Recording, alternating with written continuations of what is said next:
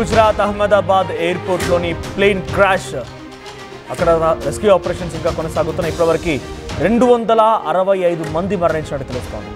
ఇప్పటివరకు భారతదేశంలో ఎన్నడూ కూడా ఇటువంటి ఒక భారీ ప్రమాదాన్ని చవిచూడలేదు. చూడండి, ఇక్కడ మీకు కనబడుతోంది సెకండ్స్తో సహా.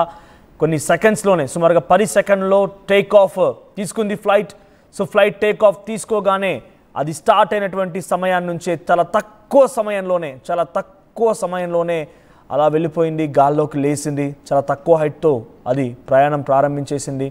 సుమారుగా ఎగ్జాక్ట్గా 1 మినిట్లోనే అలా వెళ్ళిపోతూ కింద కుప్పకూలిపోయింది. బీజేసీ సో కాలేజ్లో ఈ ఫ్లైట్ కుప్పకూలిపోయినట్టు తెలుస్తోంది. బీజేహెచ్ కాలేజ్లో ప్రస్తుతానికి ఈ ఘటన పైన తీవ్ర దిగ్భ్రాంతి వ్యక్తం చేస్తున్నారు చూసేవారంతా కూడా. సో బీజేఎం కాలేజీలో ఈ ఫ్లైట్ కుప్పకూలిపోయింది. ఆ ఫ్లైట్ కుప్పకూలిపోయిన వెంటనే దట్టమైన పొగలు, అగ్నికిలు లెగిసిపడ్డాయి. ఫ్లైట్ భాగం మొత్తం కూడా పూర్తిగా తునాతునకలైపోయింది, బూడిదైపోయింది. ప్రస్తుతానికి ఈ ఘటనకు సంబంధించి ఇంకా రెస్క్యూ ఆపరేషన్స్ కొనసాగుతున్నాయి. అక్కడికి చేరుకున్న వారందరినీ కూడా రెస్క్యూ ఆపరేషన్స్లో సుమారుగా హాస్పిటల్కి తీసుకెళ్లే ప్రయత్నం చేస్తున్నారు. కనీసం ఆ మృతదేహాలను కూడా గుర్తుపట్టడం ఇబ్బందికరంగా మారింది. మృతదేహాలను కూడా గుర్తుపట్టలేని సిచ్యువేషన్ ఉంది. వాళ్ళని DNA టెస్ట్ల కోసం పంపిస్తూ ఉన్నారు. సో అక్కడ నిజంగా హృదయ విదారకమైనటువంటి దృశ్యాలే.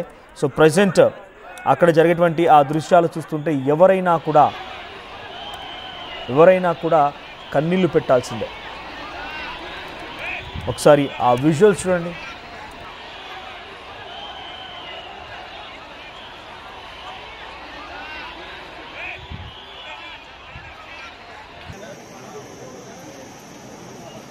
अपनी एम्बुलेंस खड़ी है, अपनी है ना ये।